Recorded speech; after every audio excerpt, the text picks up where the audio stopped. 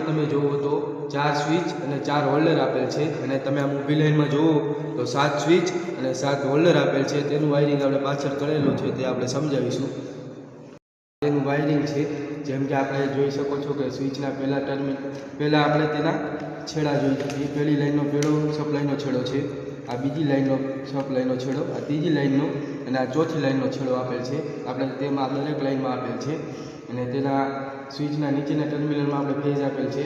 જેમ કે તમે જોઈ શકો છો કે પહેલો ફેઝ વાયરિંગ કરેલ છે અને તે જોઈ શકો છો પહેલી સ્વિચમાંથી બીજી સ્વિચમાં જાય છે, બીજી સ્વિચમાંથી ત્રીજી સ્વિચમાં જાય છે. ત્યાંથી આપણે કોમન છેડો કરી નાખ્યો છે. કોમન છેડો આપણે ચોથી સ્વિચમાં જાય છે, ચોથી સ્વિચમાંથી આપણે પાંચમી સ્વિચમાં જાય છે, પાંચમી સ્વિચમાંથી છઠ્ઠી સ્વિચમાં જાય છે અને છઠ્ઠી સ્વિચમાંથી આપણે સાતમી સ્વિચમાં જાય છે.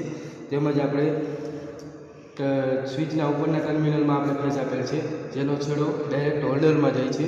જે જોઈ શકો છો કે પહેલી સ્વિચનો છેડો પહેલા હોલ્ડરમાં, પછી બીજી સ્વિચનો છેડો બીજા હોલ્ડરમાં અને ત્રીજી સ્વિચનો છેડો ત્રીજા હોલ્ડરમાં, તેમજ ચોથી સ્વિચનો છેડો ચોથા હોલ્ડરમાં, પાંચમી સ્વિચનો છેડો પાંચમા હોલ્ડરમાં, છઠ્ઠી સ્વિચનો છેડો છઠ્ઠા હોલ્ડરમાં અને સાતમી સ્વિચનો છેડો સાતમા હોલ્ડરમાં. અને તેમજ આપણે આ છેડા આપેલ છે અને તેમાં આપણે ન્યૂટન પણ આપેલ છે. જોઈ શકો છો કે જેમ કે ડાયરેક્ટ આપણે હોલ્ડરમાં જ ન્યૂટ્રલ આપેલ છે.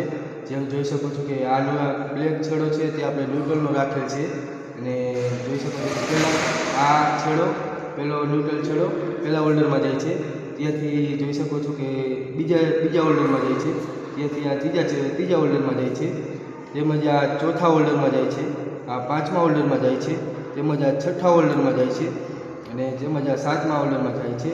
એમ આપણે દરેકમાં કરેલ છે ને આપણે ન્યૂટ્રલના ચારે છેડા આપણે કોમન કરીને આપણે તેનું કનેક્શન માટેનો એક વાયર રાખેલ છે. તેમજ આપણે આ બધું કનેક્શન કરેલ છે. જોઈ શકો છો કે આ જેમ પહેલી લાઈનમાં આપણે કનેક્શન કરેલ છે એમ બીજી લાઈનમાં કરેલ છે, તેમજ ત્રીજી લાઈનમાં કરેલ છે તેમજ ચોથી લાઈનમાં કરેલ છે. આ આપણો લેમ્પ લોડનું કનેક્શન છે.